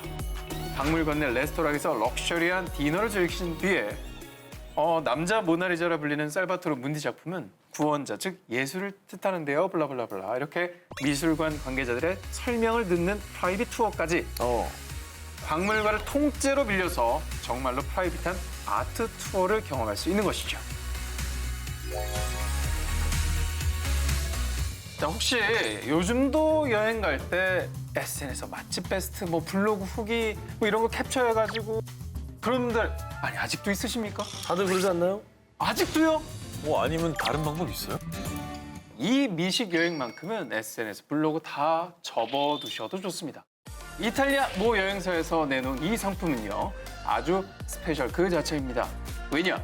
당신을 미식의 신세계로 안내해줄 미식 가이드와 함께 하니까요. 자, 미국 뉴욕에 위치한 전통 아메리칸 스타일의 B 레스토랑. 이곳의 총주방장인 알렉스 과르나스첼리와 함께 여행을 떠나게 되는데요. 미국 최고의 요리사들이 대결을 펼치는 아이언 셰프 미국 편에 출연해 위대한 우승을 차지한 셰프로요. 황교익 씨, 최현석 셰프, 아니면 백종원 씨 모든 걸 다 겸비한 그런 최고의 셰프입니다. 그분들하고 여행을 가는 거 아니에요? 그렇습니다. 자, 일단 국민 셰프 알렉스와 함께하는 미식의 여행지는 어디냐? 바로 마세 제국 이탈리아. 오 마이 갓. 자, 이탈리아 중에서도 대표 마세 도시 볼로냐, 토스카나의 소도시 몬탈치노 등을 쭉 돌아보게 되는데요. 웰컴 투 볼로냐. 이곳은 미트 소스로 알려진 볼로네즈 소스가 탄생한 곳이라 합니다. 자, 이렇게 지역별 요리의 역사와 식재료 설명은 물론이고요. 이곳은 최상의 파르미지아노 레지아노 치즈와 함께 맛보실까요? 알렉스 셰프와 함께 돌아보는 레스토랑들은 셰프가 일일이 직접 가서 까다롭게 맛을 보고 선정한 곳이라고 하니까 믿을만 하겠죠. 완전 믿고 가는 거네. 그렇죠. 저분이 인정했으면 믿을만하죠. 자, 그리고 이 미식 여행의 하이라이트 오브 하이라이트는요, 오직 당신을 위해 스타 셰프 바로 알렉스가 직접 준비한 저녁 만찬까지 있다는 겁니다. 라이트 들고 소리 질러 뿌잉뿌잉. 국민 셰프와 함께 떠나는 오감 만족 미식 여행, 무엇을 상상하든 여러분께 그 이상을 약속드리겠습니다. 이탈리아의 시칠리아 남쪽 끝자락에 위치한 지중해 보석 몰타. 한국어예요? 이태리어예요? 몰타는 서울의 절반에 불과할 정도로 유럽연합 국가 중에서도 가장 작은 나라지만요. 다채로운 역사를 바탕으로 바로크 양식의 대성당, 황금빛 석회암으로 만든 수십 개의 궁궐이 아름답게 자리하고 있습니다. 이쪽은 중세시대에 지어진 건물들이 기가 막힐 것 아니, 같아요. 몰타가 요즘에 뭐 뜨죠? 크로아티아도 그렇지만 엄청 뜬다고도 얘기 많이 들었거든요. 예. 자, 그러면 중세 유럽 귀족이 한번 돼볼까요? 야, 이거는 굉장히 매력적인데? 먼저 궁전 투어를 즐겨보겠습니다. 궁전 좋죠. 이곳은 베르사유 궁전의 미니어처라 불릴 정도로 몰타에서 가장 화려한 궁전, 팔라초 파리지오. 야, 저거 멋있다. 명화 속에 딱 들어와 있는 느낌이 들게 됩니다. 따뜻한 햇살을 받으며 분수 소리를 BGM 삼아 티를 한 잔 마시면 당신이 바로 귀죠. 아, 근데 저거 진짜 욕심난다. 저기 앉아서 찻잔 이렇게 싹 들고 있기만 해도 귀족이 된 듯한 느낌을 받을 것 같아요. 자, 다음으로 떠나볼 곳은요, 장장 50년의 역사를 자랑하는 C 호텔입니다. 몰타에서 가장 아름다운 정원으로 불리는 샌 안톤 식물원에 둘러싸인 이 호텔은요, 그 중에서도 클레오파트라의 미의 원천으로 유명한 사해. 다들 아시죠? 사해. 예. 자, 이곳이 지중해 전 지역에서 유일무이하게 사해 풀이 있습니다. 보들보들 백옥 피부를 만들어주는 미네랄 성분을 가득 품은 이 풀에서 릴렉스와 힐링 타임. 당신을 중세 유럽 귀족으로 만들어주는 럭셔리 패키지. 지금 몰타에서 누려보세요. 전 세계 배낭 여행자들의 성지 인도. 하지만 인도 기차의 위험하면 연착은 기본, 또 인산인해의 모습 그 자체. 뭐 악명이 좀 높죠. 2시 기차인데 2시 안 온대요. 3시, 4시. 그러니까 워낙 일상적으로 연착이 잦으니까. 연착이 2시간이 기본이래. 예. 아, 2시 기차가 4시 온다고. 그런데 말입니다. 뭐 인도의 이 악명 높은 교통, 특히나 열차에 대한 편견을 한 방에 날려버릴 패키지 기차 여행을 소개하겠습니다. 그래요? 2010년도에 운행을 시작한 철로 위의 궁전이라고 불리는 마하라피 익스프레스인데요. 자, 이 마하라피 익스프레스의 위엄, 자, 여행업계 오스카상으로 불리는 월드 트래블 어워드에서 세계 최고 럭셔리 기차 부문 6년 연속 수상을 했고요. 와. 지금부터 왕이 될 준비가 되셨습니까? I'm ready. 자, 일단 기차역에 도착하면요. 자, 입구까지 촤라락 펼쳐진 레드카펫. 거기에 일렬로 줄선 버틀러들에게 환영 인사를 받는 것부터가 여행의 시작입니다. 자, 그리고 열차에 딱 오르면요. 붉은색과 금색의 색채 대비를 이루는 화려함까지 마치 인도 왕실로 이동한 듯한 느낌이 확 드는데요. 자, 이곳에는 일반 디럭스 룸부터 최고급 객실인 프레지덴셜 스위트룸까지 총 4가지 타입의 객실이 있고요. 그중에서도 초호화 프레지덴셜 스위트룸은요. 통 크게 열차 한 량이 객실 하나입니다. 한 양을 다 쓰는 거구나. 그리고 24시간 이용할 수 있는 특별한 버틀러 서비스가 있습니다. 자, 아침이면 친절한 모닝콜과 열차 내에서 에스코트까지. 이런 건 정말 왕이나 귀족이나 누릴 수 있는 거 아니겠습니까? 그러네. 자, 그리고 무엇보다 이 궁전 열차 투어만의 스페셜. 자, 3박 4일부터 7박 8일까지 총 7개 상품이 있고요. 이 중에 가장 인기 있는 상품은 7박 8일 동안 북인도를 둘러볼 수 있는 북인도 파노라마 패키지. 유네스코 세계유산인 천문대 잔타르만타르, 또 이슬람 최고 건축미를 자랑하는 유명한 타지마할, 또 겐지스강까지 인도의 찬란한 문화유산을 탐방할 수 있는 코스인데요. 좋다. 참고로 마하라피 탑승객은 모두 VIP 통로로 입장을 해서 그 어떤 유적지에서도 줄을 설 필요가 없습니다. 야, 이거 아까 그 고릴라 공원이랑 똑같은 거네. 바다 위의 파라다이스. 낭만 관광 그 자체인 크루즈.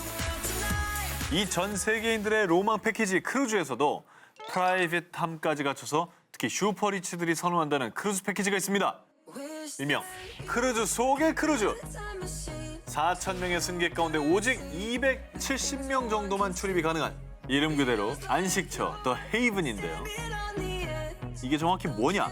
세계 3대 크루즈 선사 중에 한 곳인 미국 엔사이 크루즈 7가지 객실 종류 중 가장 최고급 객실을 부르는 이름입니다. 그래서 이 헤이븐 가격도 럭셔리 그 자체. 여행 일정, 크루즈 종류에 따라 천차만별이지만요. 보통 일반 객실 가격보다 무려 3배 이상.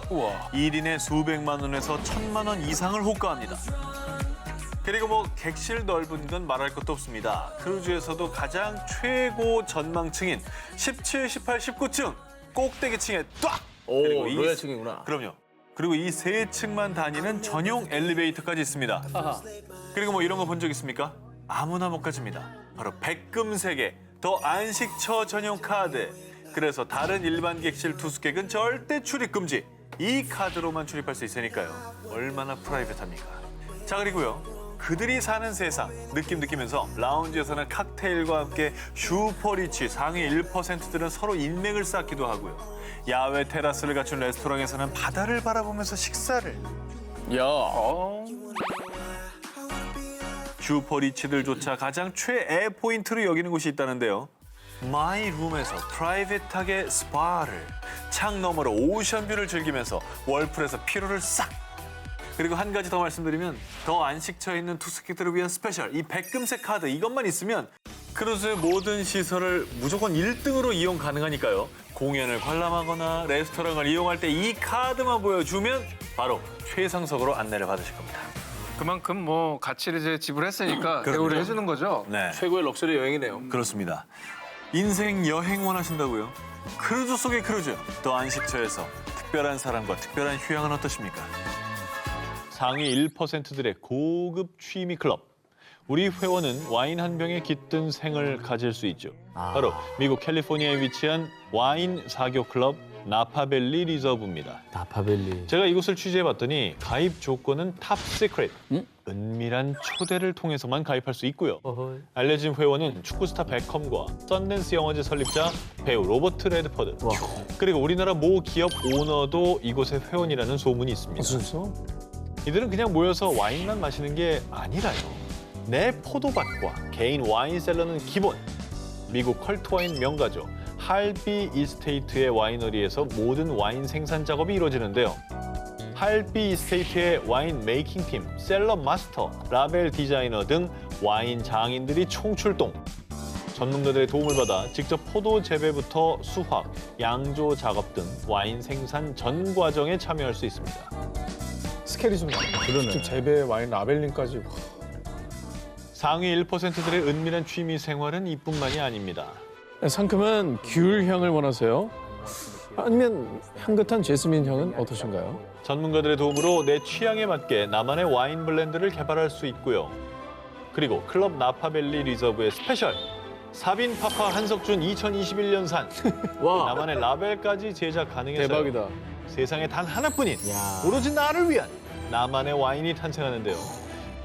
그리고 매년 10월 추수 시즌이 되면 아까 소개해드렸던 컬트 와인 명가 할비 이스테이트 소유의 지하 동굴 와인 저장소에 모여서요. 아이고. 할비 소속 셰프 군단이 제공하는 코스 요리도 즐기고 서로 만든 와인도 시음.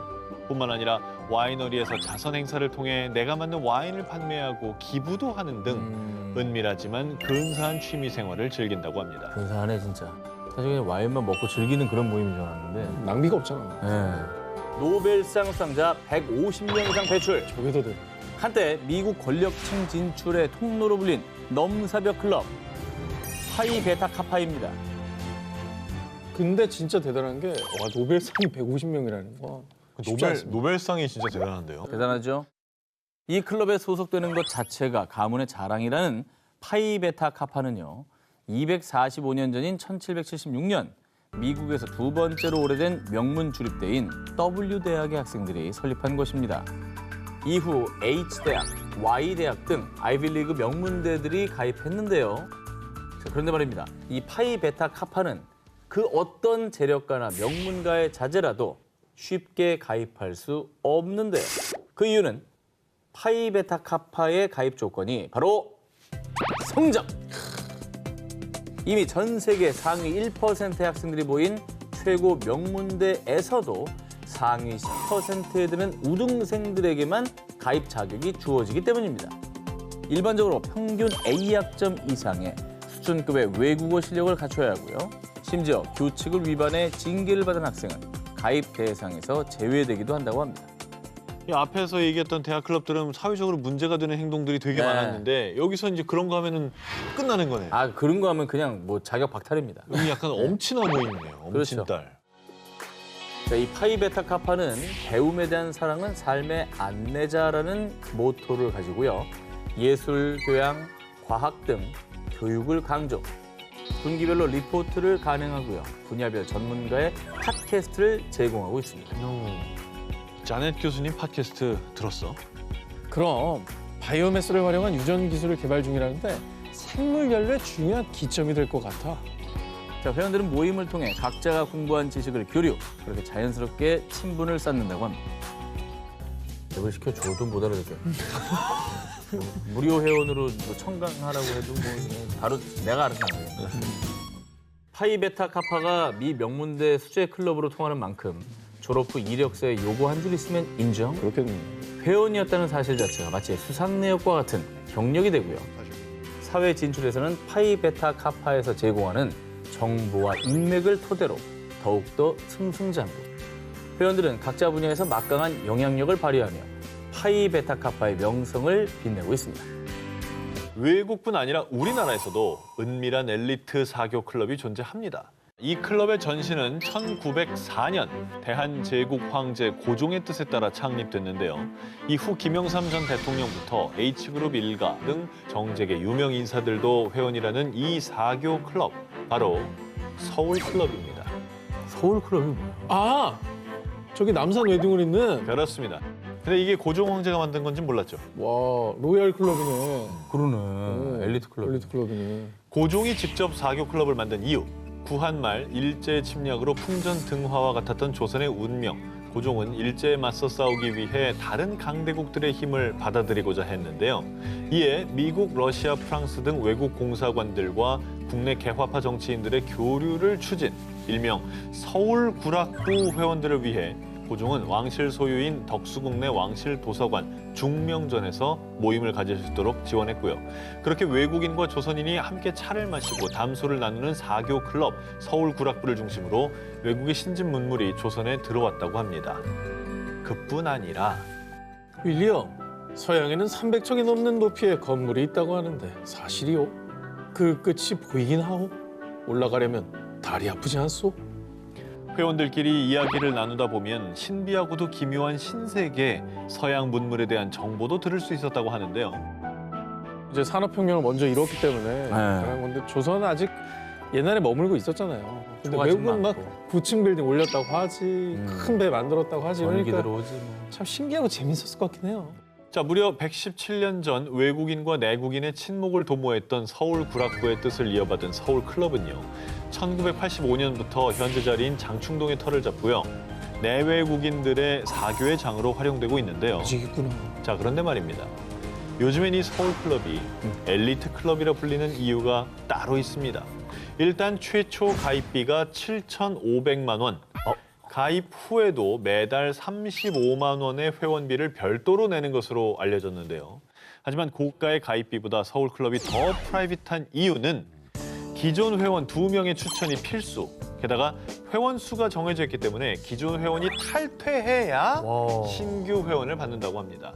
그래서 가입 대기자 명단에 이름을 올려도 3, 4년은 기다려야 클럽 내 가입 심사를 받을 수 있다고 합니다. 자, 그런데 말입니다. 제가 이 클럽을 소개한 이유가 있습니다. 네네. 사실 저는 이 클럽의 범회원이었어요. 야, 범회원?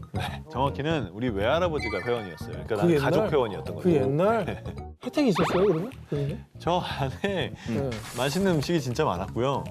서울 특급 호텔 뷔페만큼 나왔어요. 그래서 방금 제가 기사로 소개해드린 H그룹의 제2회장님은 뵌 적이 정주영 있어요. 회장님? 네, 인사는 했던 것 같아요. 진짜? 왕 회장님이랑? 근데 왕 회장님 부럽다. 나 진짜 존경하는 분이거든요. 이번엔 소 슈퍼 리치들의 은밀한 놀이터 2등 클럽에 대해 취재해봤습니다. 2등? 전 세계 약 800명의 슈퍼 리치들을 위한 최고급 골프 멤버십이자 그들만의 놀이터인 2등 클럽은요. 사실 부자들도 서로 어떻게 돈을 쓰고 노는지 궁금해하죠. 나와 가치관이 비슷하고 대화가 잘 통하는 사람들, 즉 검증된 사람들과 놀고 싶어하는 슈퍼 리치들만을 위해 가입 절차부터 은밀하고 까다롭게 진행된다고 합니다. 자, 먼저 기존 회원에게 초대장을 받아야 되고요. 그 다음엔 클럽에 적합한 사람인지 2등 클럽을 만든 로런스 회장과의 인터뷰와 또 사회적 배경과 인성 등 심사를 거친 뒤 입회비 한화 약 1억 5천만 원을 내야만 2등 클럽 멤버가 될 수 있다는데요. 아, 그럼 회원이 됐어요. 면접을 통과해서. 그 슈퍼리치들은 뭐하고 놉니까? 근데 이제 이 클럽의 어떤 기존의 형식은 골프 클럽입니다.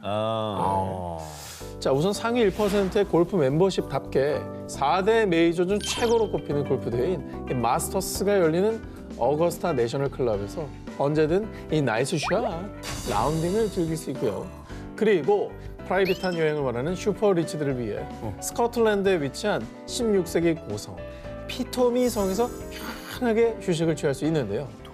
자, 워낙 이곳이 은밀한 장소이기 때문에 베일에 쌓여있긴 하지만 소문에 의하면 프라이빗한 최상의 맞춤형 이 개인 서비스를 제공한다고 합니다. 자, 그리고 이곳에서는 스코틀랜드 전통 음식부터 이탈리안, 프렌치, 그리고 아시안 푸드까지 이 주문만 하면 미슐랭 스타 셰프가 뚝딱 오픈 키친에서 즉석 요리를 대령해 줍니다. 내부 시설도 장인들의 핸드메이드로만 제작된 최고급 가구로 무장. 그런데 이곳에 깔린 전자제품, 한국의 S전자 제품들이라고 합니다. 이야, 인류야, 인류. 대단한데 상위 1%들이 인정한다는 거 아니에요, 그러면? PPL이 아닌 거잖아요. 그러니까 이게 제일 좋은 제품이다 인정한다는 거예요. 저기요, 여기가 협찬이 왜 필요합니까? 이 멤버들이 아니, 쟁쟁한데. 야, 근데 너무 자랑스럽네요. 네. 자, 그리고 전 세계 350여 곳의 최고급 호텔과 리조트, 또 골프클럽과 제휴되어 있어서 전 세계 어디서든 내가 원하는 취향에 맞게 이든 클럽의 비서 프로그램이 컨시어지로 예약을 진행합니다. 편하게, 프라이빗하게 은밀한 시간을 즐길 수 있습니다. 자, 사진 속 사람들의 손에 들려있는 저것, 술 바로 아니야? 고급진 와인, 동베리땡입니다. 수십만 대에 달하는 이 고급 스파클링 와인을 마치 캔 맥주 마시듯 1인 1병씩 마시는 이들. 바로 드라마 속 재벌 2세들의 모습이 아니고요. 최근 화제가 되고 있는 실제 별스타그램에 올라온 사진들입니다. 자, 리치 키즈 오브로 시작하는 이 계정은 실제 슈퍼리치 2세들이 자신의 개인 SNS에 올린 사진들을 한 곳에 모아 정리를 해놓은 곳으로요. 리치 키즈 오브 두바이, 리치 키즈 오브 멕시코 등 나라별로 계정이 등장하며 인기를 얻고 있는데요. 먼저 휴가 준비부터 차원이 다른 이 다이아몬드 수저들은요. 마치 올여름 휴가 비용을 인증이라도 하듯이 부채처럼 쫙 펼쳐진 지폐부터 욕조인가요? 욕조 안에 가득 찬 돈을 허공에 막 뿌리는 사진까지 존재를 합니다. 자, 그리고 그녀의 다이아몬드 수저 친구들은 이 허세에 감성까지 더해줍니다. Money is just paper라고 댓글을 달았어요. 나 좀 줘. 예, 돈이 종이에 불과하다 뭐 이런 얘기를 한 건데요. 허세샷 하면 가장 먼저 떠오르는 그것, 바로 명품 브랜드 자랑이죠. 그 중에서도 가방, 시계, 수입차 이런 허세 사진들은 뭐 이미 많이 보셨을 겁니다. 자, 그런데 슈퍼리치 2세들은 명품 가방, 시계 그냥 자청하지 않고요. 종류별로 저렇게 하나씩 차줘야 외출 준비가 끝나기 때문입니다. 저 두 개 차고 나간다는 거예요? 뭐타로 두 개를 차나요? 18만 아프지 뭐. 아, 저기 화내지 마요. 아니, 18만 아프죠. 멍들어요. 예. 무거우면 내가 대신 차줄 수 있는데. 자, 뭐 이게 당연 아닙니다. 슈퍼리치들은요, 모냥 빠지게 남의 비행기 안 탑니다. 전용기입니까? 네, 그냥 전용기 타고 직항으로 가는데 활주로까지 본인 차를 몰고 가는 겁니다. 아니, 저 땅도 자기 땅인 거 아니야? 아니야, 활주로까지는 본인 땅은 아닌 거고. 별 부자도 아니고. 아니, 식당이어야지 부자. 아무리 스포츠라도 본인 공항을 운영할 수는 없잖아요. 아직 멀었네. 열심히 일해. 있어빌리티의 진짜 끝판왕들이죠. 이런 사진들이 팔로워 수만을 보면 꼭 사람들이 싫어하는 것 같지는 않다 이런 생각이 부러워하는 게 있죠, 당연히. 방콕, 세부, 발리, 몰디브 이름만 들어도 선베드 아래서 모히또 한 잔 드링킹하고 싶으시다고요? 이 중에서도 전 세계 인기 휴양지 갑 오브 갑, 바로 하와이를 빼놓고 얘기할 수 없습니다. 그런데 이 하와이에서 슈퍼리치들의 별장 전쟁이 벌어졌다고 해서 저 한 기자가 집중 취재했습니다. 세계 최대 소셜 네트워크죠. 우리에게 친숙한 얼굴책의 창업자이자 CEO 마크 저커버그. 2016년 포브스 기준 446억 달러, 한화로 약 49조 원의 어마어마한 자산가인 그가 하와이의 북쪽 해안가 땅을 사들였다는 소식이 전해져 옵니다. 바로 지난 2014년 10월 하와이 군도의 최북단 카우아이. 다른 섬에 비해 인간의 손길이 덜 타서 자연이 잘 보존되어 있는 곳으로 유명한 섬인데요. 가족과 함께 지낼 휴양지가 필요했던 저커버그는 가까운 하와이 섬에 별장이나 좀 지어볼까 하며 요 카우아이 북부 해안 땅 자그마치 1억 달러라는 어마어마한 금액으로 매입했습니다. 딱 줄 거져 있네요. 네, 저희 저거보고 땅이에요? 뭐 저 정도. 그렇게 크지도 않아요. 저 웬 정도인데. 호세죠? 저 정도라고요? 네, 어마어마하거든요, 지금. 그래요?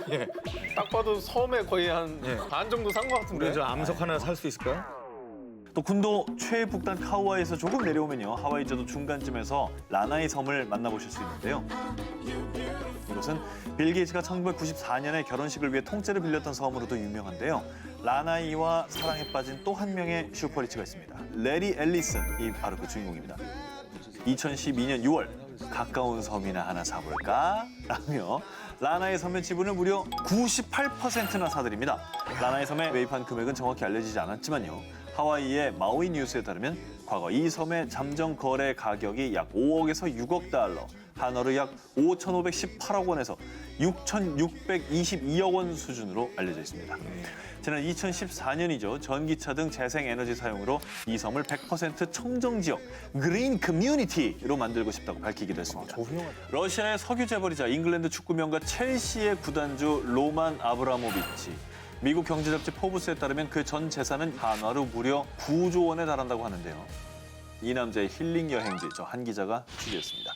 최근 로만 아브라모비치는 유대인의 최대 명절인 6월절을 보내기 위해 가족들과 함께 이스라엘로 향했는데요.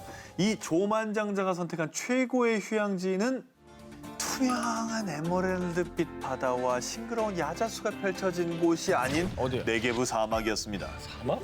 왜 하필 허허벌판 사막으로 휴가를 떠난 걸까요? 그 이유는 바로 네게브 사막 한가운데 위치한 이스롤 텔 베레시트 호텔 때문이었습니다. 월드 슈퍼리치를 심쿵하게 한 이것, 바로 사막 위에 오아시스를 능가하는 사막 위의 수영장 때문입니다. 아래 기가 위 막히죠? 합성 아니에요? 상상 속에서나 즐길 법한 사막 위에서의 수영.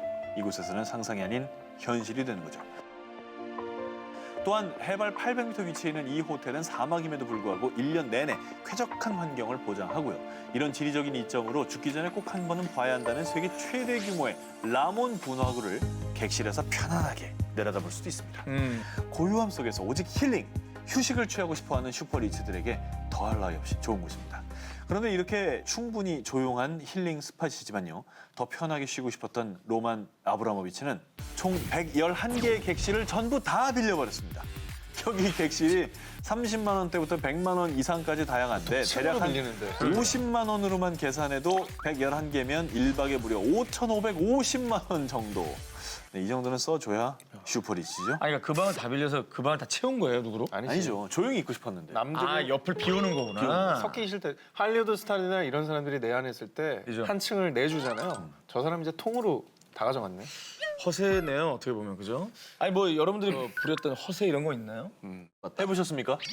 저는 일본을 1박 2일로 갔다 왔어요. 튀김 먹으려고. 아니 왜냐면 이제 가자고 했어. 아니 그게 아니라 가자고 했어. 정말로 너무 바쁘니까 해외는 너무 나가고 싶은데 하루 반이 빈 거예요. 그러니까 하루 반을 그녀와 오롯이 보내기면 그녀는 이제 어머님이시거든요. 근데 이제 지금 TV 보는 엄마 화내고 있어. 내가 언제 거기 갔니? 평소에 효도도 안 하는데 방송에서 나 팔아먹는다. 이놈의 자식이. 영등 사우디아라비아의 이때 국왕이죠. 고 압둘라 빈 압둘아지즈 국왕은 몰디브로 휴가를 떠났는데요. 휴가지에서 사용한 대여료만 약 2,350만 달러. 당시 환율로 무려 320억 원에 달했습니다. 대체 뭘 빌렸길래 대여료만 320억이 나오는지 궁금하시죠? 바로 한 달간 묵을 리조트였습니다. 리조트를 통으로, 그것도 한 채도 아닌 3채의 리조트를 전부 빌렸어요. 그 이유는 다른 사람의 방해 없이 철저히 자신만의 휴가를 즐기기 위해서였죠. 리조트를 통으로 빌려도 안심이 되지 않았던 압둘라 국왕은 결국 휴가 내내 약 100명 이상의 경호원과 함께했습니다. 그 100명이 무겁겠네, 그죠? 그 경호원들이 묵을 방을 한 채는 병원용이네요. 그러네요. 철병남 압둘라 국왕처럼 여행에서 보안 유지를 최우선으로 여기는 슈퍼리치가 또 있습니다. 힐튼가의 상속녀 페리스 힐튼이죠. 그녀는 밀월 여행을 떠날 때마다 남태평양의 완딩이 아일랜드를 1순위로 찾는다는데요. 페리스 힐튼이 이 섬을 이토록 사랑한 이유, 바로 오직 단 한 커플만을 위한 프라이빗 아일랜드이기 때문이죠. 섬 내에 있는 총 3채 객실과 눈부실 정도로 아름다운 남태평양 바다, 새하얀 모래사장까지 이 모든 게 단 2사람만을 위해 존재하는 환상의 섬입니다. 손님이 단 한 팀이기 때문에 리조트에 있는 총 7명의 직원은 오직 이들을 위해 24시간 항시 대기하고 있습니다. 특히 2명의 셰프는 손님이 원하는 메뉴라면 그게 어떤 음식이 됐든 뭐든 다 만들어준다고 합니다. 갑자기 팥빙수, 짜장면, 김치찌개 되나? 김치찌개? 곱창전골. 그럼 산낙지, 문어 숙회, 문어 숙회돼요? 남태평양 잡아서 그냥 바로 네. 대박이다. 페리스 힐튼이 낙지 하면 바로 하는 거죠. 통 크게 빌리기로는 이 남자도 빠질 수 없겠죠. 2013년 당시 무려 약 1,200억 원에 달하는 거액을 받고 레알 마드리드로 이적한 축구선수 가레스 베일. 그는 스페인 이비자 섬 인근에 위치한 타고마고 섬을 일주일에 약 49만 5천 달러, 하나로 약 5억 4,800만 원을 주고 섬을 빌렸는데요. 여자친구에게 로맨틱한 프로포즈를 하고 싶어서였죠. 스포츠 스타의 통큰 프로포즈 결과 섬 하나 로맨틱 성공적. 결국 이 2사람은 결혼을 약속하게 됩니다. 아무리 돈을 많이 벌어도 5억씩 들여서 섬 하나 빌려서 프로포즈했는데 no 그러면 여자들 입장에서는 돈의 액수가 중요한 게 아니라 계속 그 사람이 잘 유지될까 이거를 판단하겠죠. 그래서 어떻게 했어요? 제주도 빌린 거랑 가는 거지? 아니 그러면 안 돼. 지금까지 생각한 서프라이즈로 거. 가야지 도와주세요. 왜 그래? 지금까지 생각한 거 중에 제일 저 좋은 그러면 저는 하나 질문 한번 해볼게요. 한 기자님 프로포즈 어떻게 했습니까? 한 기자님 프로포즈 어떻게 했습니까? 어떻게 했냐고요? 와나이 얘기 나올지 몰랐다 진짜. 야 니는 진짜 나쁜 애들이다.